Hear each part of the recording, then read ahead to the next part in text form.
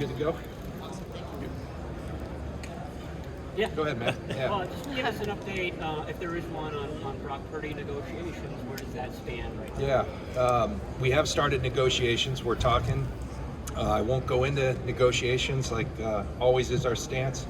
Want Brock to be our quarterback as long as we're here and beyond, and we'll leave it at that. I think the final thing, there's no guarantees that we get something done, but my experience has been when both sides are motivated, there's ample opportunity to do so, and we've been able to do that. So, John, even though Brandon was only there for one season, what was his impact on the defensive staff, and how do you see that transitioning to him being a defensive coordinator again for the Saints? Brandon Staley? Yes, sir. Yeah. Well, we brought Brandon in for a reason, because of the regard we held him in his football mind. And it wasn't our best year, but I think we saw just that. Brandon is he's got a great football mind. He's got a good way of communicating, and we really enjoyed the opportunity to work with him. I think the Saints, really got a good one. Good decision by Mickey and Kellen and everybody there, and I wish them well. What was the situation with Brian Greasy? What did he tell you guys? So Grease, when he committed, kind of an outside the box thing that Kyle, had always had, thought of Grease, man, he'd be a great coach, and he approached him. I think Grease was in a different world, and he had given it some thought on the front end, and at the time he gave us a 3-year commitment. He's a very principled guy. I think, as often does, I think family and certain other things, I don't want to speak for Brian, but other things were pulling at him, and respect that he made a tough decision, but one he thought was best for him and his family. And the decision was what? To step away. Permanently?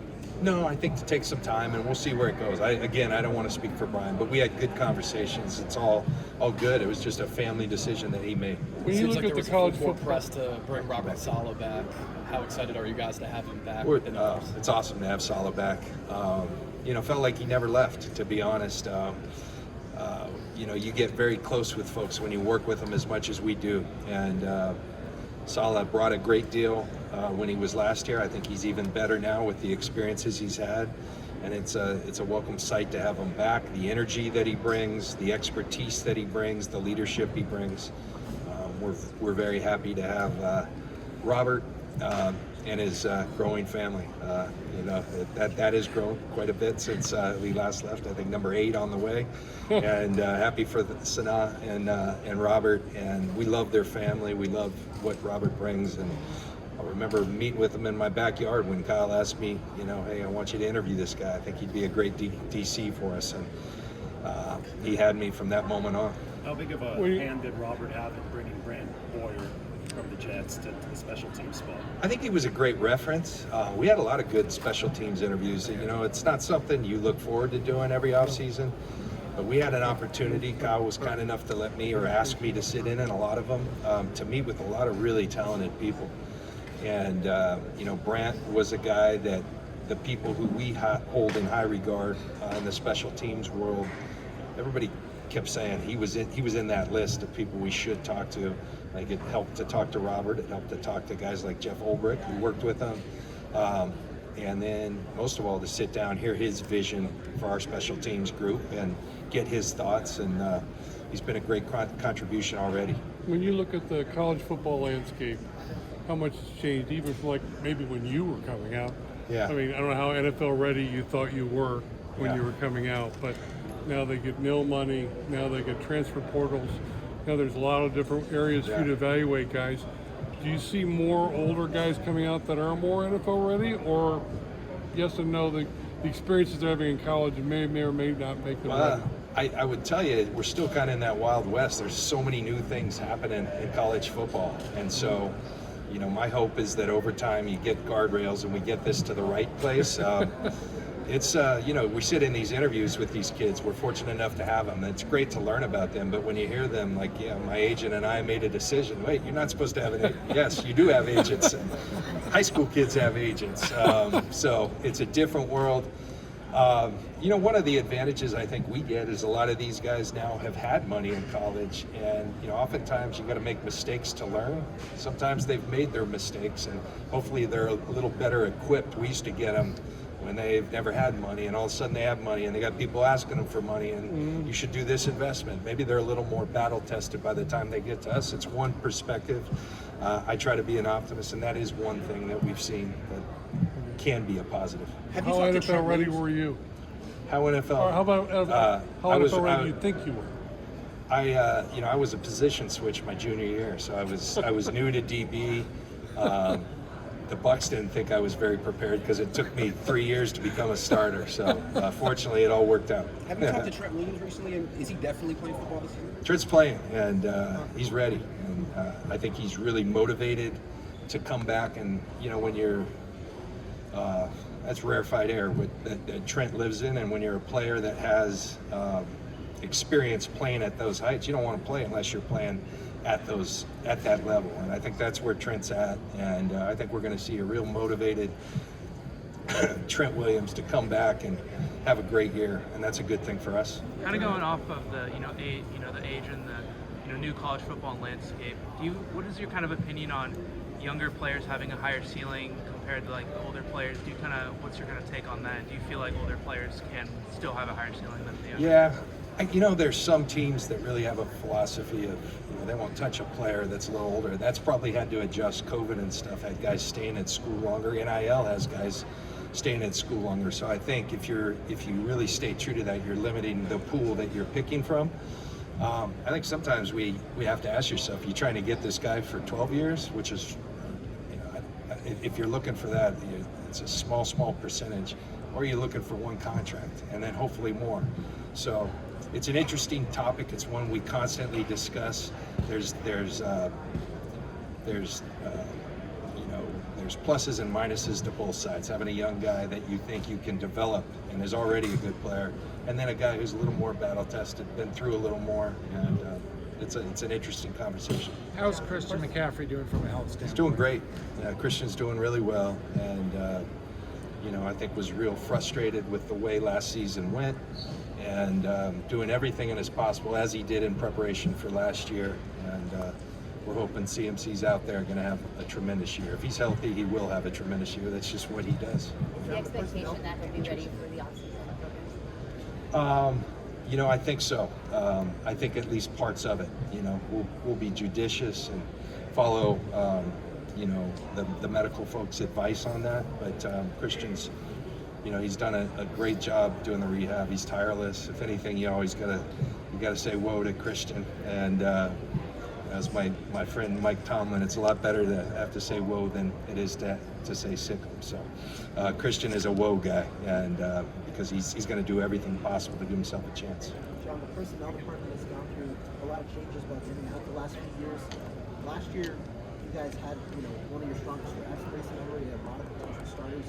Was there maybe a change that you guys had with the approach with you guys coming in, or do you guys still have a similar approach that you've had?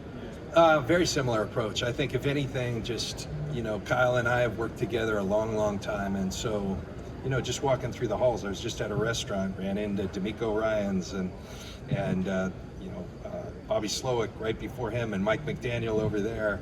All these guys that have been with us over the years, and personnel people, Adam Peters, And so a lot of people contributed a lot to really refining a process that we work by, and we always are tweaking it, trying to make it better. So I think if anything, when you have some form of continuity, and we've had that, it allows you to have systems, challenge them, test them, what's working, what's not, and continue to hone in and always try to get better. You never stay the same, so you always are trying to get better. Is there a health update on Brandon Aiyuk? There was also a report from the Combine that teams are poking around, interested in trading for him. Is there any interest in that typically happens with really good players. I remember, I think 2 years ago, having similar conversations. You get calls, and you always listen to calls. And, I think since Kyle and I've been here, we've been, certainly a top 5, I believe, number 2 cash spending team. In the last 5 years, I think we're 4 years going into the 4th year. I think we're the 4th highest cash spending team. So we're at some point you have to reset a little bit, or at least recalibrate. You can't just keep pressing the pedal. And I think there's some good that can come out of it. We need to get younger. You know, I think we're the oldest team in football, trying to make a run at the deal last year, and I think it's good to constantly get younger. Our draft class last year was a great move towards that. We'll have 4 picks in the top 100. If the comp picks happen like we see it, that's always a calculation. You know, we'll have 10 picks overall, and we're excited about adding more youth to a great core of players that we already have. We asked you about Deebo last month, and you said you're not interested in moving on from a good player. Since then, he's requested a trade. Yeah. What's the latest with him? Yeah, you know, still not interested, Grant, but along those lines of the financial constraints and some conversations we've had with Deebo, it's something, you know, we've been forthright with that. We're on good terms with Deebo. I think, you know, he's asked for a fresh start, and, you know, I think we're going to honor that.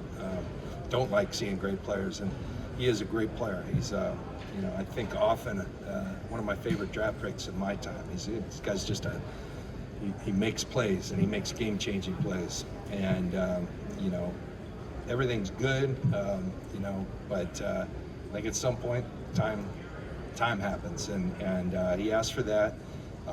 We don't always, you know, there's contracts and things, but you know, it probably makes sense. So we're at least allowing him to look, and we're having conversations. We'll see where that goes. John, how do you view the draft overall? Do you see it more defensive heavy, offensive heavy? Are there pockets in there? Do you feel like there's a sweet spot maybe in the draft? What is your overall view? I think a lot of good players. You know, you always get concerned. Someone was talking earlier about the landscape of college football. These guys are being offered tremendous amounts of money to go back to school.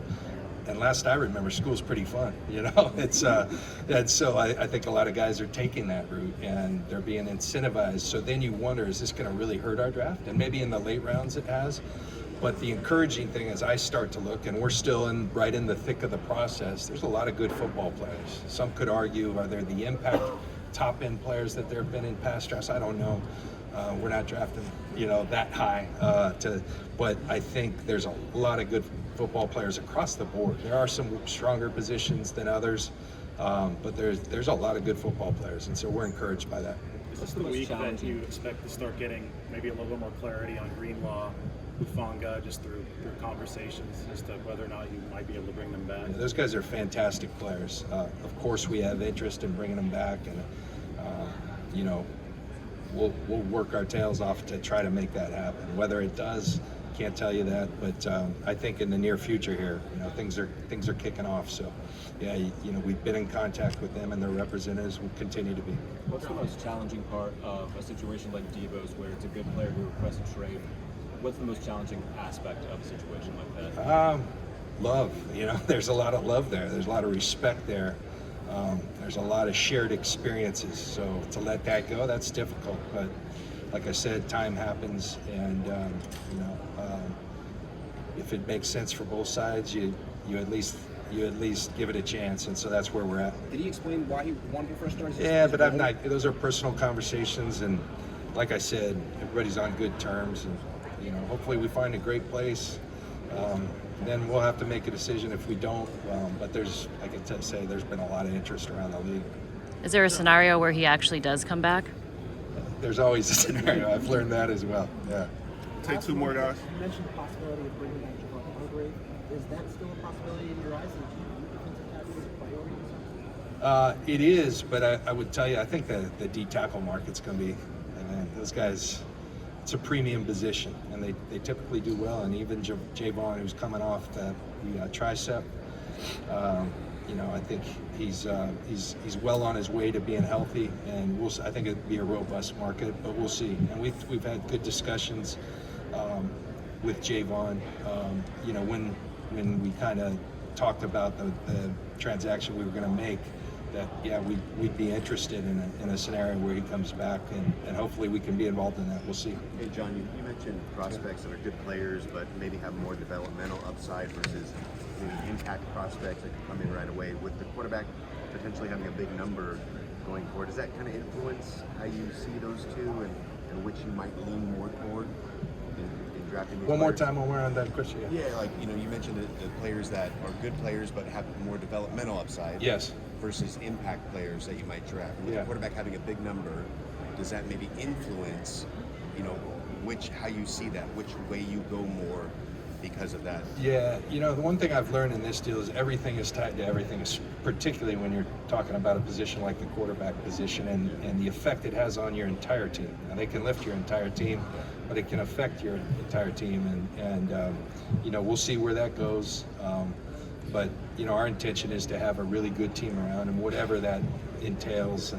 But it does have an impact, to say the least. Do you have any Last one, guys.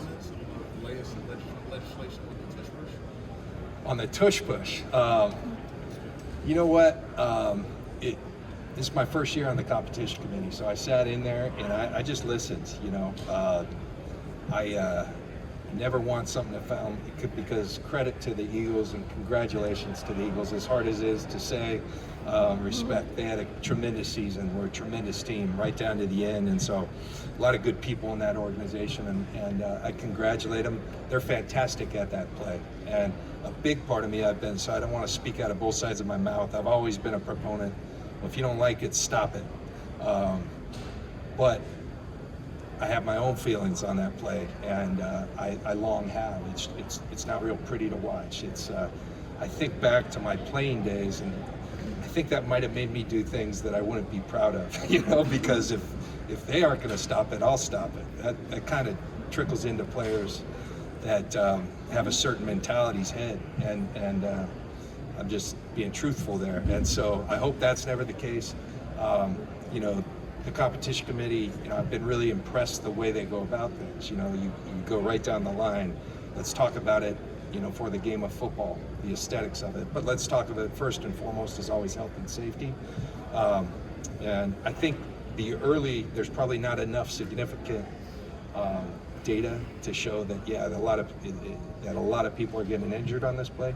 There is, I think, a fear that something serious could happen on that play just because of the dynamics of it.